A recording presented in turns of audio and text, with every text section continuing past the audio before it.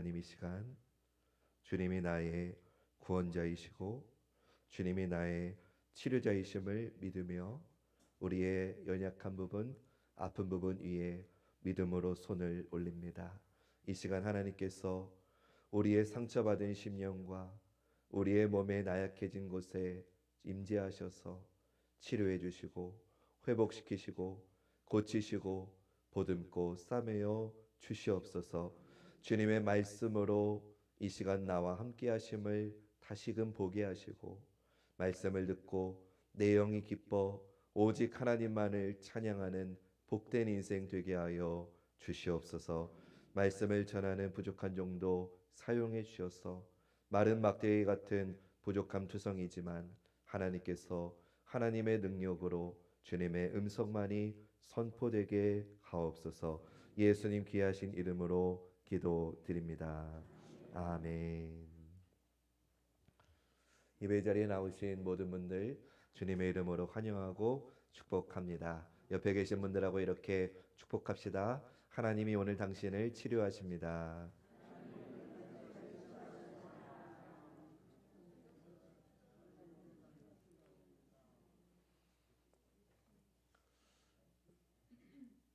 매주 할렐루야 찬양대의 찬양이 은혜롭지만 오늘은 더 제 마음이 중요한 건 아니지만 제 마음이 기뻤습니다. 그 이유는 오늘따라 유독 우리 여성 파트 분들의 꾀꼬리와 같은 목소리가 너무 잘 들린 것 같아서 너무 기쁘고 감사했습니다. 정말로 주님을 같이 찬양하고 싶은 마음이 마음에 불일 듯이 일어나는 귀한 찬양이었습니다. 감사드리고 우리 찬양 받으신 하나님께 감사와 영광의 박수 올리겠습니다.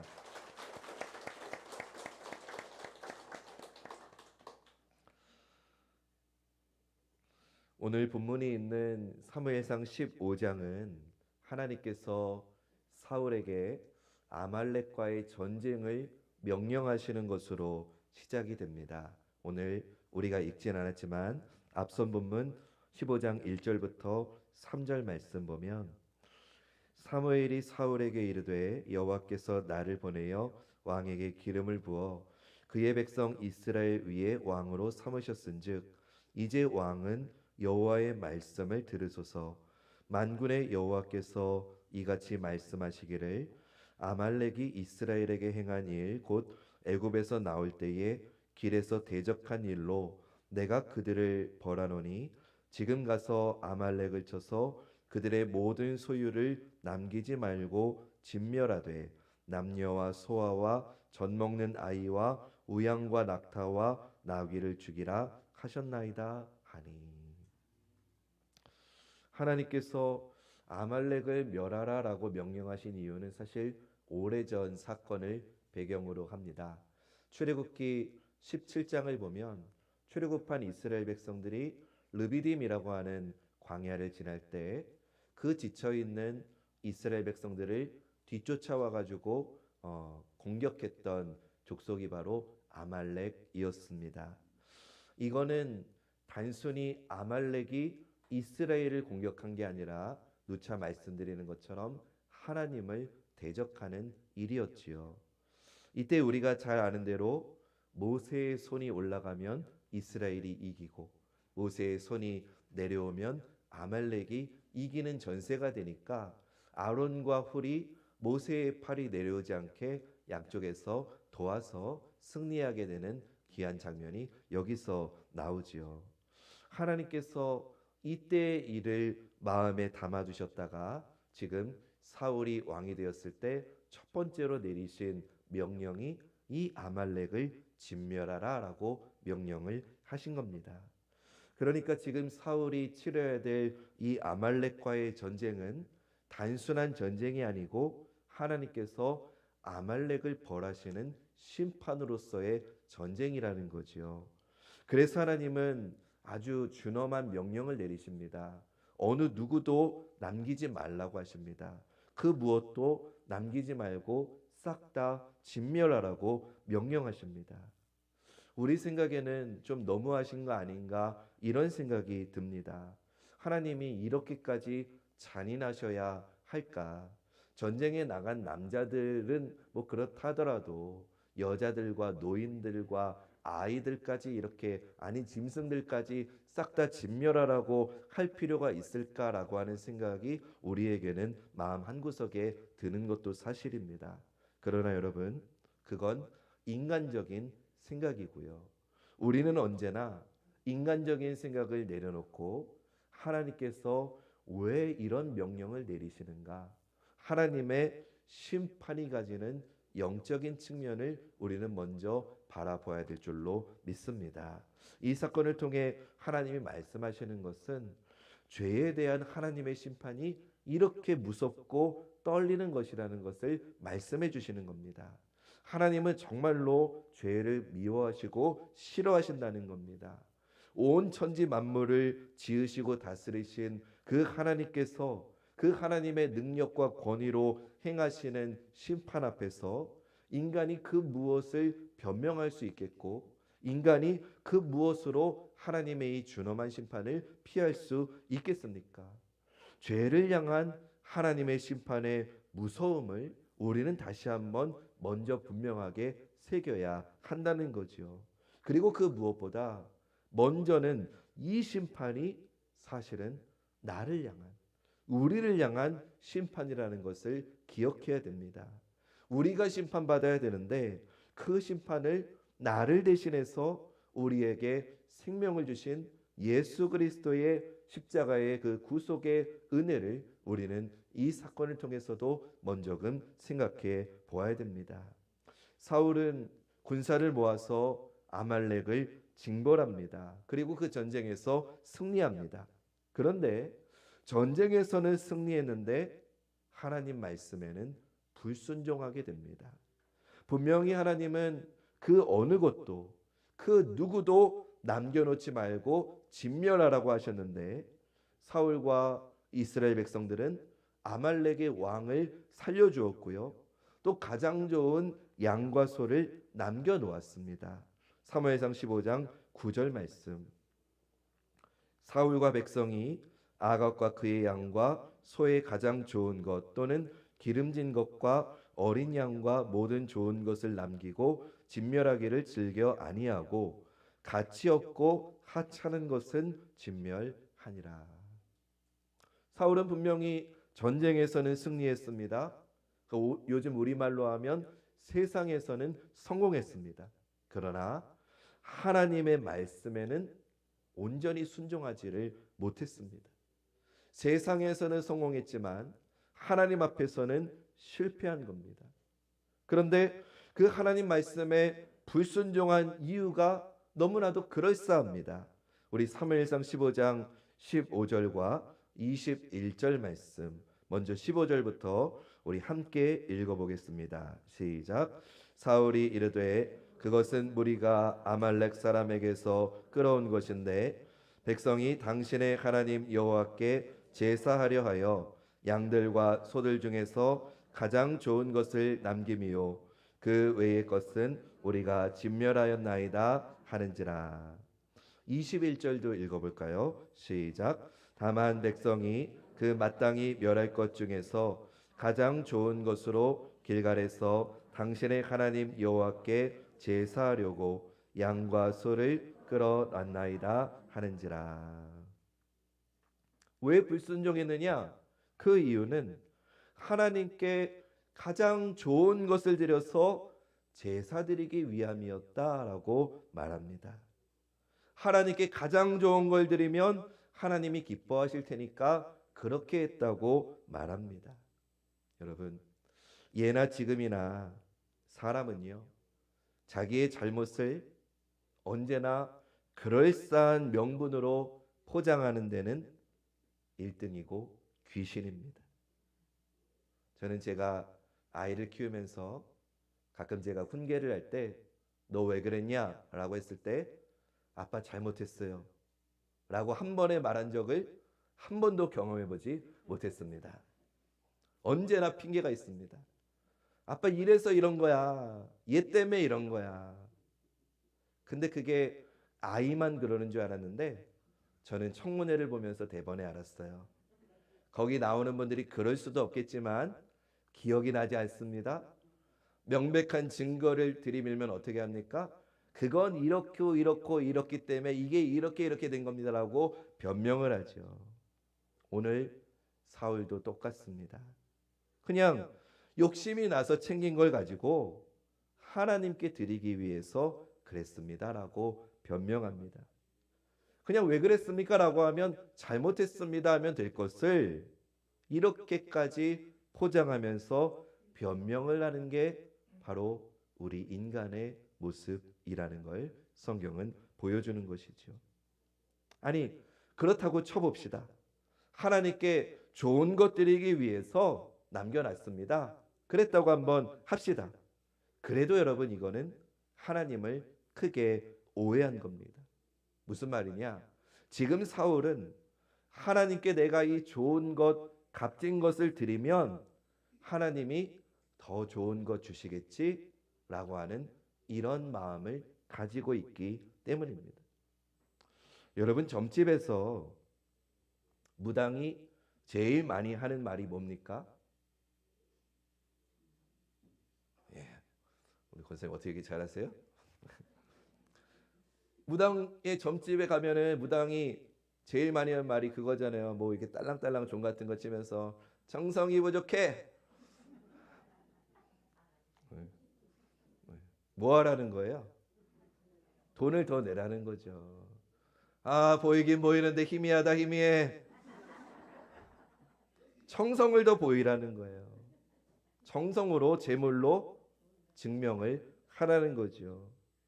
정성을 들이면 신이 감동해서 마음을 돌이켜서 내 애군과 죄를 물리쳐준다. 그런 게 무당 아닙니까? 내가 드린 정성에 비례해서 합당한 보상을 받는다는 게 미신 우상숭배의 본질이지요. 근데 사울은 지금 하나님을 그런 존재로 여기고 있는 거예요.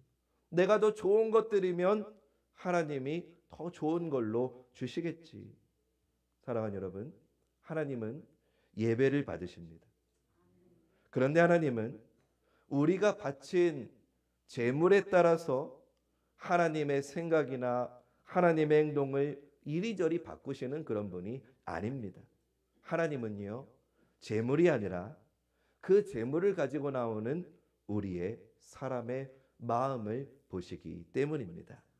창세기 4장을 보면 인류의 첫 번째 살인사건이 나옵니다. 가인이 동생 아벨을 죽이는 이야기가 나옵니다.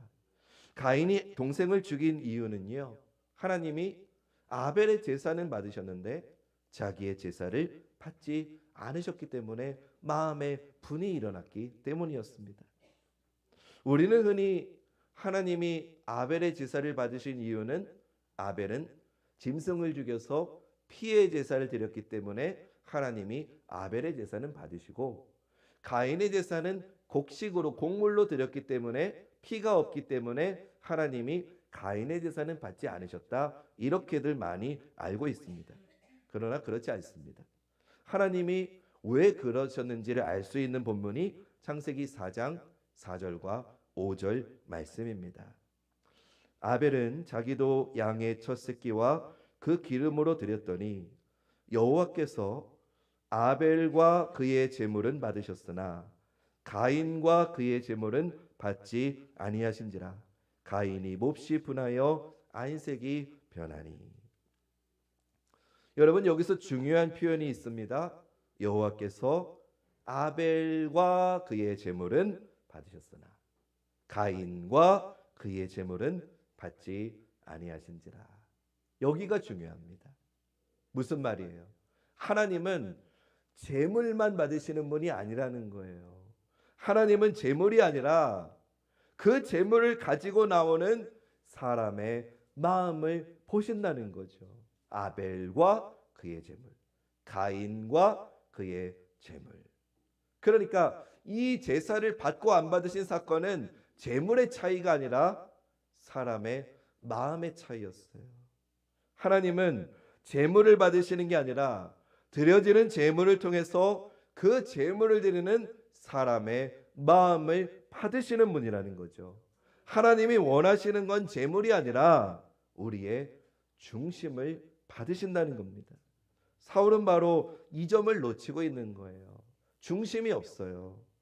그리고 그 중심이 없다는 사실을 또 하나 분명하게 알 수 있는 것은 사울이 하나님을 부르는 호칭을 통해서도 우리는 사울의 중심을 알 수 있습니다. 사울은 한 번도 하나님을 나의 하나님이라고 부르지 않습니다.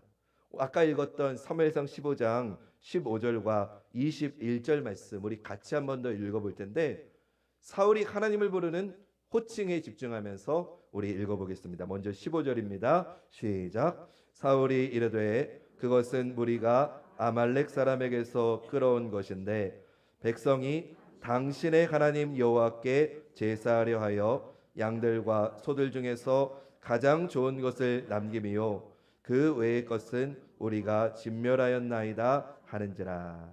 21절도 읽어봅니다. 시작. 다만 백성이 그 마땅히 멸할 것 중에서 가장 좋은 것으로 길갈에서 당신의 하나님 여호와께 제사하려고 양과 소를 끌어왔나이다 하는지라. 사울은 계속해서 하나님을 당신의 하나님이라고 부릅니다.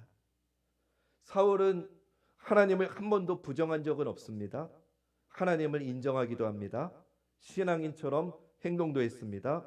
종교적인 형식도 잘 지켰습니다. 그러나 사울에게 하나님은 나의 하나님은 아니었던 겁니다. 사울에게 하나님은 능력도 있으시고 권위도 있으시고 그래서 내가 섬기고 제물도 바쳐야 될 대상은 맞지만 그에게 하나님은 나의 하나님은 아니었습니다. 하나님께 해야 될 형식은 하겠지만 사울에게 하나님은 내 마음을 드리고 내 삶을 바치고 내 삶 가운데 들어와서 나와 함께 살아가시는 나의 하나님은 아니었다는 겁니다. 바로 여기에서 모든 문제가 시작이 된 겁니다. 사울에게 하나님은 수많은 신들 가운데 하나였을 뿐이지 유일한 주 나의 하나님은 아니었던 겁니다. 그는 하나님과 함께하지 않았던 겁니다. 그는 하나님을 인격적으로 경험하지 못했던 겁니다. 그는 그저 하나님에 관해서 알고 있던 사람이었을 뿐이라는 거죠. 사랑하는 여러분, 여러분에게 하나님은 어떤 분입니까? 여러분이 믿는 하나님은 여러분에게 어떤 하나님이십니까? 목사가 말하는 하나님 말고, 부모님이 말하는 하나님 말고, 장로님이 말하는 하나님 말고, 권사님이 말하는 하나님 말고 나에게 하나님은 어떤 분입니까? 이게 바로 오늘 제가 여러분과 나누고 싶은 설교의 핵심입니다. 나에게 하나님은 어떤 분입니까? 여러분 그 하나님을 경험하셨습니까? 그 하나님과 인격적인 교제를 나누고 계십니까? 하나님께서 여러분의 삶 속에 들어오셔서 여러분과 함께하고 계십니까? 여러분은 하나님의 임재 안으로 들어가서 하나님의 사랑 안에 거하고 계십니까? 아니면 혹시 사울처럼 그저 목사님의 하나님, 장로님의 하나님, 부모님의 하나님, 권사님의 하나님, 당신의 하나님으로 하나님을 말하고 있는 건 아닙니까? 옆집 아저씨가 아무리 착하고 인자하고 능력이 많고 친절해도 옆집 아저씨는요 그냥 옆집 아저씨입니다. 내 남편이 될 수 없습니다. 내 아빠가 될 수 없습니다. 혹시 여러분 하나님을 친절한 옆집 아저씨로 이해하고 대하고 있는 건 아닙니까? 하나님 참 좋은 분인 건 알겠는데 나하고는 상관없어. 그냥 옆집 좋은 아저씨야. 혹시 이러고 있지는 않습니까? 우리에게도 사울과 같은 일이 일어날 수 있습니다. 하나님을 제대로 알지 못하면, 하나님과 살아있는 인격적인 교제를 나누지 못하면 우리는 하나님을 오해하게 되는 겁니다. 뭘로요? 내가 가진 지식으로, 내 경험으로, 내 인생 철학으로, 내 논리로 하나님을 너무나도 작은 하나님으로 생각하게 됩니다. 그래서 영원하시고 완전하시고 충만하신 하나님, 그분의 은혜를 깨닫지 못하고 그저 눈에 보이고 내 손에 잡히고 그냥 순간에 머물고 마는 너무나도 작고 초라한 것으로 하나님을 오해하게 된다는 겁니다. 혹시 여러분 하나님을 너무 작게 생각하고 있는 건 아닙니까? 그저 저 천국에 가만히 앉아서 뒷짐지고 내 삶을 그냥 내려다보시는 인자한 할아버지로 여기고 있는 건 아닙니까? 아니면 내 죄를 감시하시면서 무서운 감독관이 되어가지고 나에게 벌하실 그런 무서운 존재로만 생각하고 있는 건 아닙니까? 아니면 이도 저도 됐고 나는 그냥 아무 생각하고 싶지 않고 그냥 내가 드리는 것만큼 내가 더 많이 드리면 나에게 더 많은 복 주시는 그런 분으로만 생각하고 있는 건 아닙니까? 사랑하는 여러분, 하나님은요 우리의 생각보다 훨씬 크십니다. 제가 지금부터 하나님에 대해서 정의할 건데 이런 하나님을 내가 믿습니다라고 하는 감동이 되시는 분은 크게 아멘 합시다. 하나님은요 가만히 자리에 앉아 계시는 분이 아니고요, 하나님은 오늘도 살아 역사하시는 분입니다. 하나님은 저 멀리 계신 분이 아니고 하나님은 지금도 우리 안에서 우리와 함께 하시는 분입니다. 하나님은 우리의 고통과 슬픔을 외면하시는 분이 아니라 우리의 눈물을 닦아주시고 내 마음을 위로하시고 내 삶에 소망을 주시는 분입니다. 하나님은 우리가 하는 것만큼 우리에게 주시는 분이 아니라 우리 안에서 하나님의 계획과 하나님의 뜻을 스스로 이루어 가시는 분입니다. 하나님은 우리가 드리면 받고 우리가 안 드리면 받지 못하시는 분이 아니라 스스로 영광을 받으시고 모든 피조물을 통해 경배와 찬양과 영광을 받으시는 창조주이십니다. 하나님은 가만히 우리를 기다리시는 분이 아니라 우리에게 나에게 먼저 찾아오시는 분입니다. 하나님은 우리를 만드신 분입니다. 하나님은 우리를 다스리시는 분입니다. 하나님은 우리에게 오셔서 구원을 주시는 분입니다. 하나님은 우리 심령에 충만히 거하셔서 우리를 이끄시고 다스리시는 나의 하나님입니다. 바로 그 하나님께서 우리의 하나님입니다. 그럼 그 하나님이 우리에게 원하시는 게 뭐라고 여러분 생각하십니까? 우리의 수고, 봉사, 사역, 물질, 시간, 노력, 물론 이런 것들을, 이 모든 것을 우리가 하나님 나라를 위해 드리면 하나님은 기뻐하십니다. 그러나 하나님은 그것으로 만족하시는 분이 아닙니다. 하나님은 더 귀한 것을 우리에게 요구하십니다. 하나님은 이 세상 그 어떤 것보다 값진 것을 우리에게 요구하십니다. 천지 만물을 지으신 하나님께서 천지 만물보다 귀한 것을 우리에게 요구하십니다. 여러분 그게 뭔지 아십니까? 천하보다 귀한 한 영혼, 바로 우리 자신을 하나님은 원하시는 줄로 믿습니다. 그래서 하나님은요 우리의 그 무엇을 원하시는 게 아니라 우리를 원하십니다. 우리 믿음 가지고 이 정의를 한번 선포해 봅시다. 시작.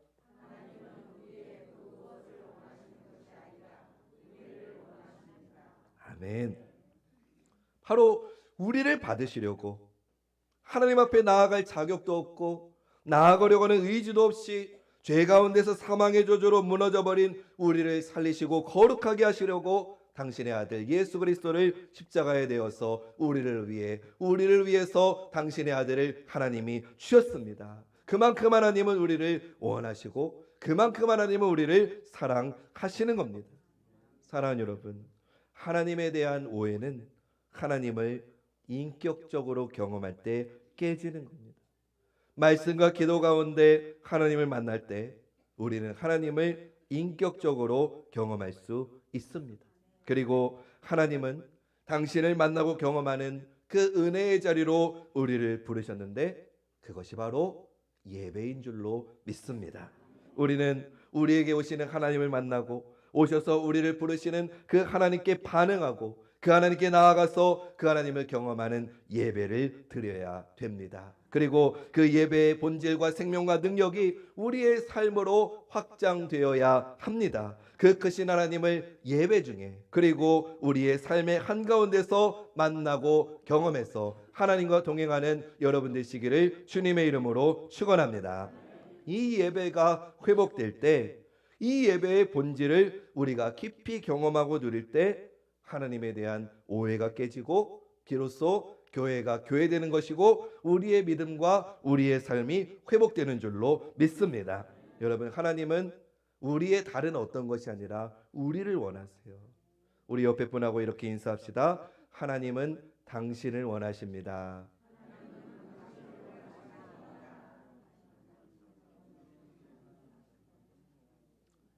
하나님은요, 우리의 헌금을 원하시는 분이 아니고요, 우리를 원하시는, 구경하는 사람, 상관없는 사람, 하나님을 오해하는 사람이 아니라 하나님께 나와서 영과 진리로 예배를 드리고 하나님 말씀에 귀를 기울이고 하나님의 부르심에 응답하는 그런 우리를 원하시고 받으시고 기뻐하십니다. 오늘 이 예배가 바로 그런 믿음의 자리가 되시기를 주님의 이름으로 축원합니다. 이제 하나님께서 우리를 원하셔서 당신의 아들의 피와 몸을 주신 성찬의 자리로 여러분들을 초대합니다.